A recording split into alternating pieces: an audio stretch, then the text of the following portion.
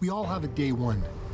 I had a day one where I looked in the mirror and I said, I don't like what I see. I don't like the person that's looking back at me. Something needs to change. But then we go on with our lives and nothing changes. We keep doing the same things that we were doing yesterday, the day before, last week, 2 weeks ago, and a year ago. And then we wake up one day and we say the exact same thing all over again. Things gotta change.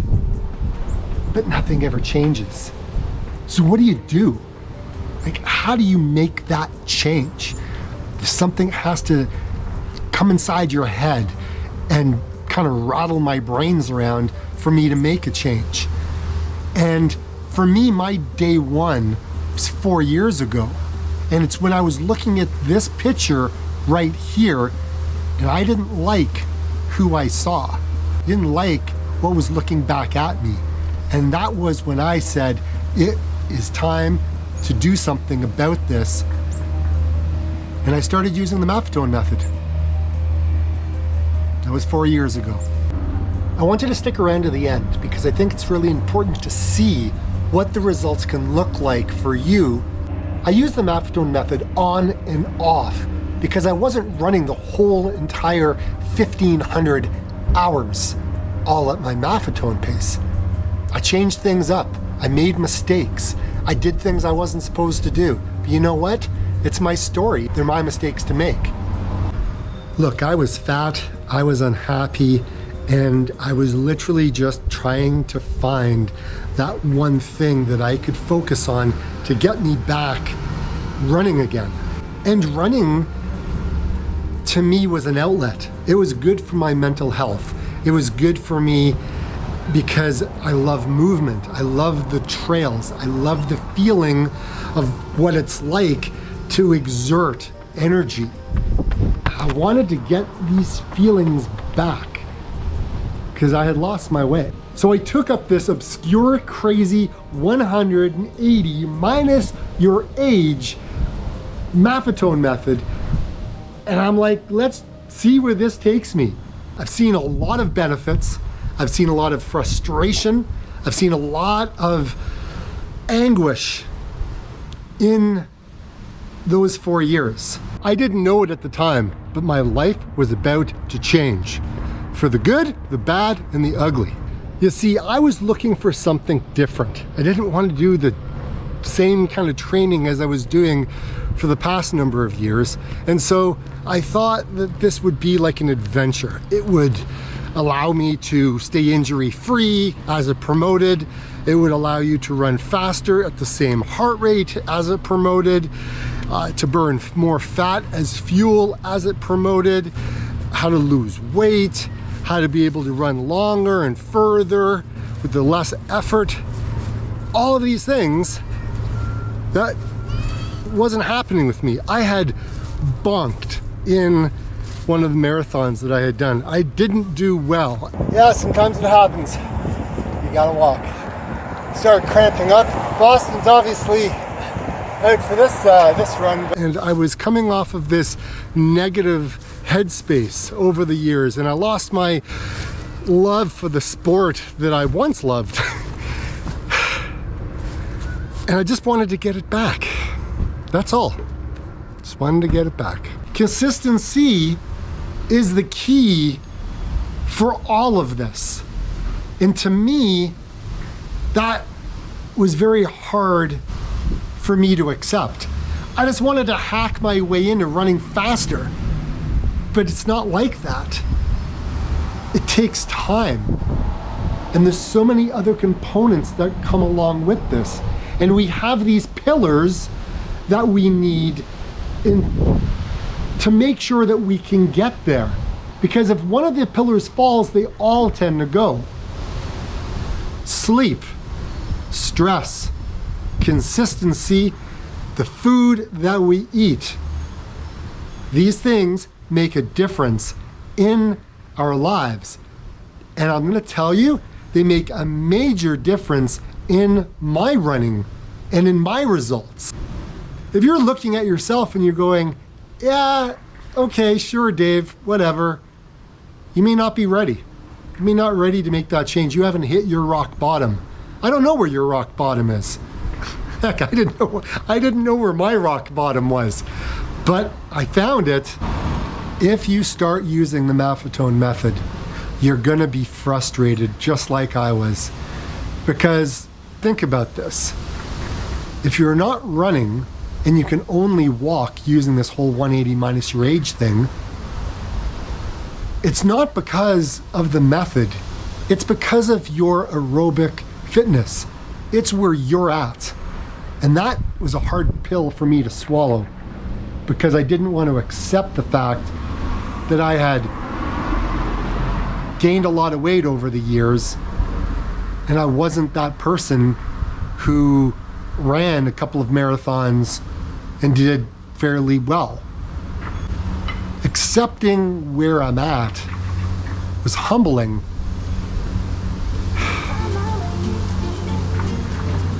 And the Maffetone method will humble you. A new place, a new home for a while. Let me feel alive. Nothing to hold me back. Take my time, just enjoy the ride. Running prior to starting the MAF method was really terrible. It was awful. After that horrific finish in my marathon in Hamilton, Ontario, I just fell apart for like months, and then the months went into years, and then it was very sporadic. I didn't really run. So it was, I wasn't in the right headspace. A lot of stress had kind of come into my life, and I was kind of on that downward spiral. I was eating worse, I was gaining weight. I had been a very fat individual for many years, and I had lost all of that around 2015. Well, I finished strong, everybody. 3 hours, 33 minutes, and 59 seconds. I think it's unofficial. And I was feeling really good when I ran my first marathon, but I was really burned out after that. And I thought, God, I don't know if I could do this, you know, because I wanted to qualify for Boston and I didn't, and I got really down on myself. But, you know, in 2016, I picked up the torch and gave it another go, and that's when I blew up. That's when that marathon was just terrible, and I didn't know if I was going to continue to do this, because I was doing it because I wanted to run. So to qualify for Boston, I need 3 hours and 15 minutes or less. So I know it's pretty ambitious, but again, I'm putting it out there.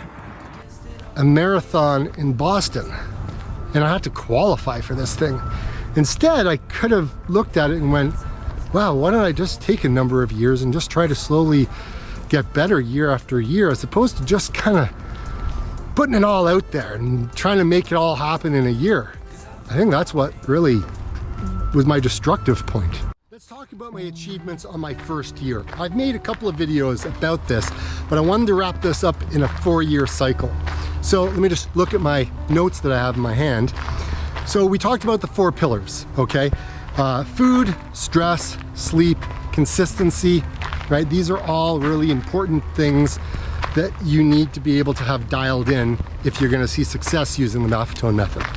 Yes, I ran 3 minutes faster per kilometer at the end of the year, but the reason for that is I was able to dial up my mileage in a crazy amount in that 1 year span. I was able to achieve things I never thought possible. And it was because I was running so slow. And then I ran a 50 miler, which totally blew my mind. I never in a million years thought I would be able to do that. I also lost 30 pounds in that year, which was tremendous because I was running so slow, my body started to burn fat as fuel. I also ran 500 kilometers in 1 month.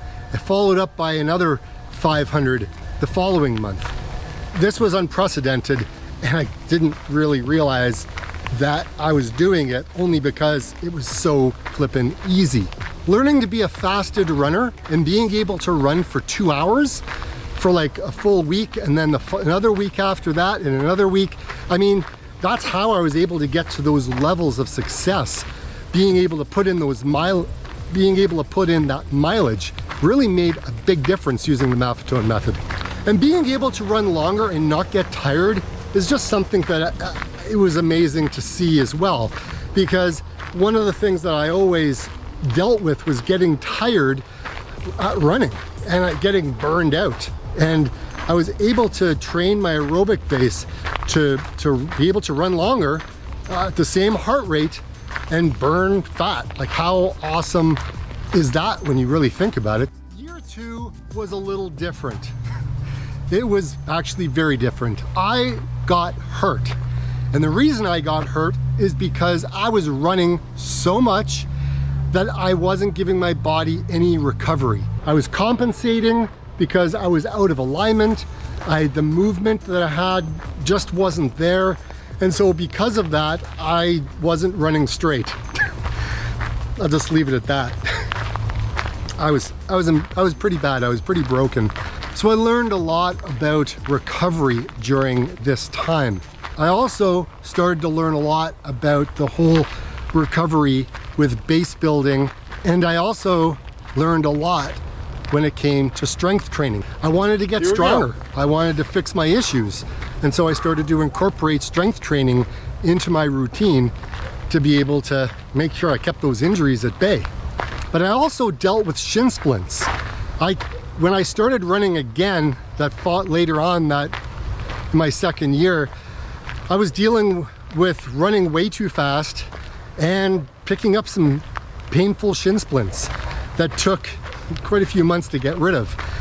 And I decided that, hey, I just needed to slow it down, stay focused, maybe do some hiking with my wife, just start all over again, because I just needed to find a way back, because I started to kind of get down on myself. I found myself in, you know, a dark place mentally, and I just needed to dig my way out and work back, you know, and get fit again, because I started gaining a lot of weight. Year 3 saw me doing a lot of base building by hiking. Hiking is fantastic. And if you've got a dog, like I eventually ended up with, for 6 months, that's what I did. Every day we hiked, and that's what I did. So the consistency was there. I was working at a low heart rate because I was hiking, but I was building a good foundation for when I decided to run an impromptu half marathon. Now, mind you, I hadn't been running for quite some time, and you know, finishing at 2:14 wasn't the happiest moment seeing the numbers there, but it was a start. It was an inkling that I can work my way back. But then I had to put my dog down later that year because he had a brain disease. And so, you know, in August, I thought, hey, all right, let's start doing something, because I'm really depressed, you know, having to put my dog down. Haven't been running for a while. I just wasn't really happy. So I embarked on this running for 30 days straight. You know, being injured sucks. And I don't think any runner likes to hear any diagnosis. Specifically when they say, yeah, you're not going to be running for a while. But we've all been there. October of 2021, that's when things changed. I want to see what my body can do. I want to see what my limits are. My name's David, and I'm the plant-powered runner. My body just can't hold up to this training anymore. Or can it? It's been 30 days. It's been 60 days. And now I'm pushing for running 90 days in a row, 10 kilometers or more. Can I do it? Let's find out. Kind of picked up a little bit of a niggle, and that kind of made me say, hey, okay, it's time. I need to stop. Went to see my chiropractor. She worked on things. We did some massage. And then I basically took a number of months off to recover. But the one thing that I know worked extremely well, and that was continuing my routine of seeing my chiropractor, making sure that I was foam rolling, and making sure that I was able to do some dynamic stretches before my running and do my static stretches after my running. Now, year 4, which is this year, saw a lot of change for me as well, because I needed to reel in my diet. I was drinking way too much coffee, My food addiction was going crazy.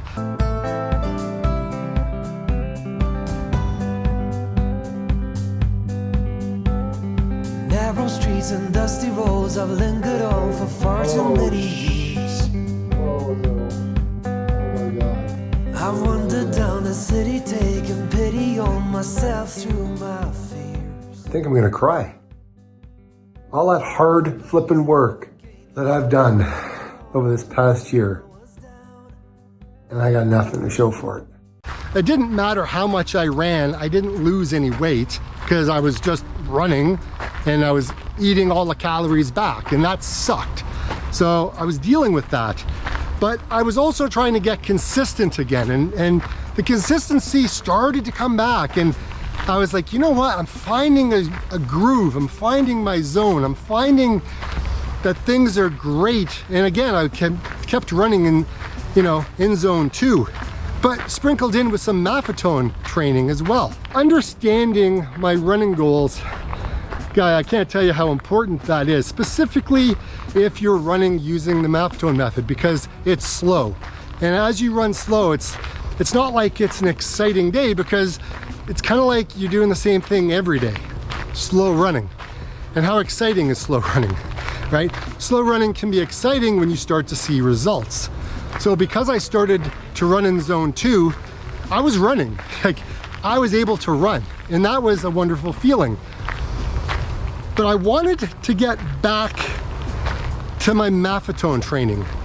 I wanted to get back and make sure that I was doing that consistently, even in the summertime when I knew it was going to be hot and I may have to walk.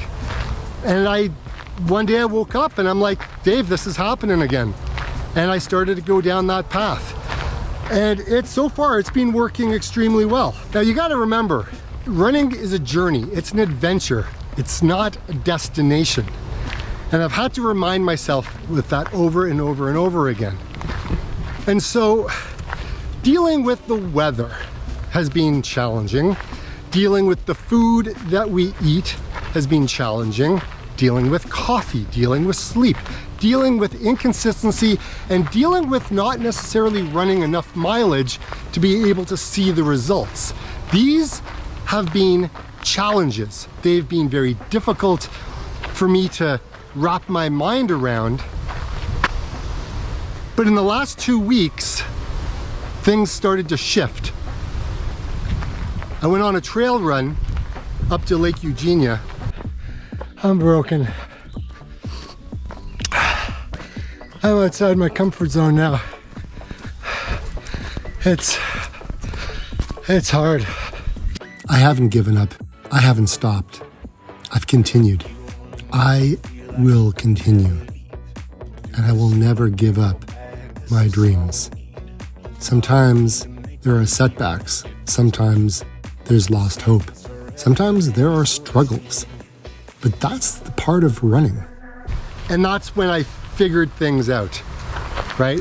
I started to fall in love with the trail again. And if I wanted to run on the trail, I knew that I needed to put in the time on my feet on the roads and on some of the crushed gravel and track to be able to run and slowly increase my mileage and get back to being able to run 2 hours on a Sunday, or you know, a couple of 2-hour runs during the week, or maybe even throwing in 1.5 hours.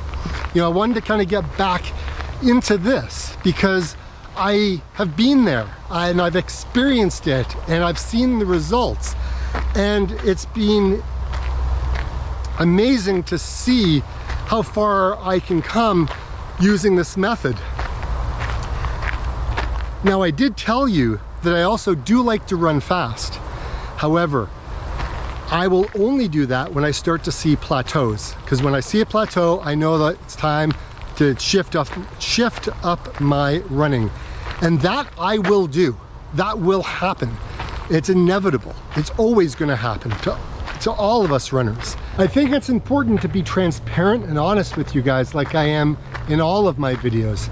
So I'm going to show you what a comparable run on each of these 4 years was when I dealt with the same heat, the humidity, the distance, and I want to show you what happened in each one of those years, what my pace was, what my heart rate was, and I think that'll kind of show you what happens using the Maffetone method. Everyone has a day one, and this was mine. 8:34 kilometer pace with a heart rate of 137 beats a minute.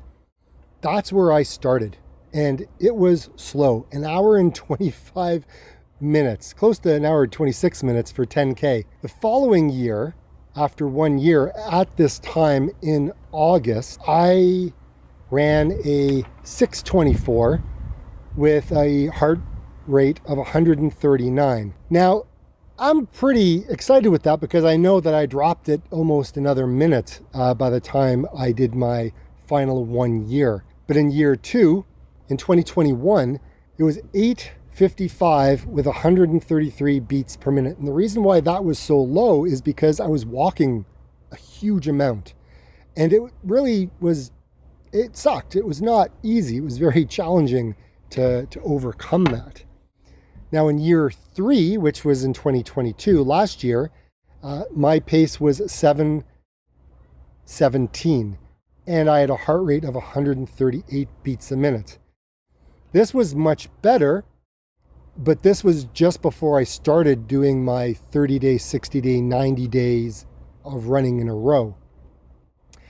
And then this year, year four, in August, I am at a 6:56 with 139 beats per minute, and I have now worked my way back down to being able to run pretty much in my MAF zone where I was when I first started. Yes, there's a number of walk breaks in there still. However, 6:56, 139 beats a minute. I'm quite happy with that. So moving on and trying to see my progress, that's where it's been over the last 4 years, guys, and it's the way I roll. So with everything being said, we kind of come back down to the title of the video. Is running 1,500 kilometers of MAF training over the last 4 years, is it really worth it? And the answer to that question is yes. It is absolutely worth it because, again, like I said before, it's not a destination, it's a journey. It's my journey. It's the journey for you, if that's something that you want to do. We all have our own journeys, we all have our own stories to tell, and we all have a day one. Whether you've stopped running, like some of you have mentioned, or whether or not you've switched and you've gone down the road of 80-20, hey, that's perfect. That is the next step. Maffetone method is the base building part. That's phase one. Phase two, you go to 80-20, okay? And there's a fine line of knowing when that needs to happen. And you'll have to figure that out on your own. Only you're gonna know based on what you're training for. So if you can set up some goals for you to achieve, whether it's ditching coffee or whether it's eating less processed foods, or even if it's like, hey, I want to run a 10 kilometer in 50 minutes or 48 minutes or whatever it is, that's up to you. That's up to you. And only you will know whether or not you're going to be able to take this on like I did. I'm not perfect. I'm far from perfect. I'm just me. And I like to run. So, is it worth it? Yes, it is. Is it frustrating? Yes, it is. Very frustrating. But I think the frustration comes in part with you're frustrated because you want to do something and you can't do it. So then you look for reasons on why this is not the method for you, right? I think that's what was going through my head when I struggled, right? We look for those reasons why.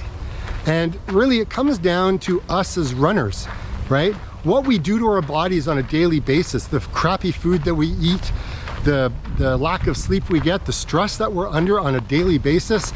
Look, consistency falls apart all the time. Like, we've got these pillars, and if one of them drops, the rest tend to follow suit shortly after that.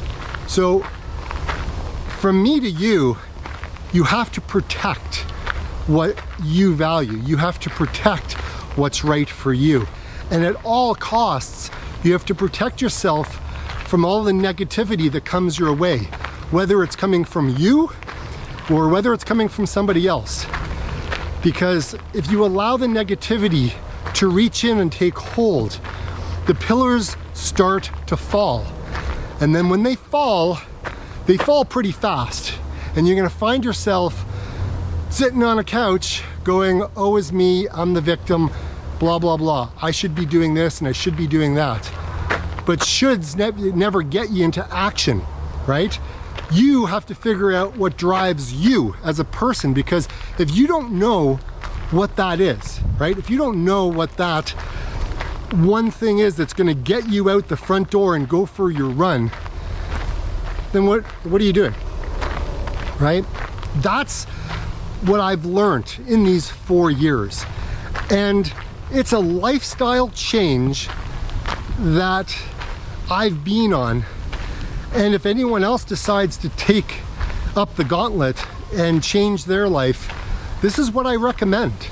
Because I know it's worked for me, but if you don't give it a shot, you'll never know if it's gonna work for you.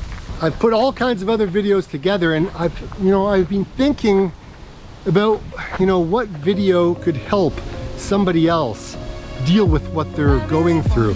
And this video right here, I think, would help you in your running. So like I always say, get out and run. See you next week.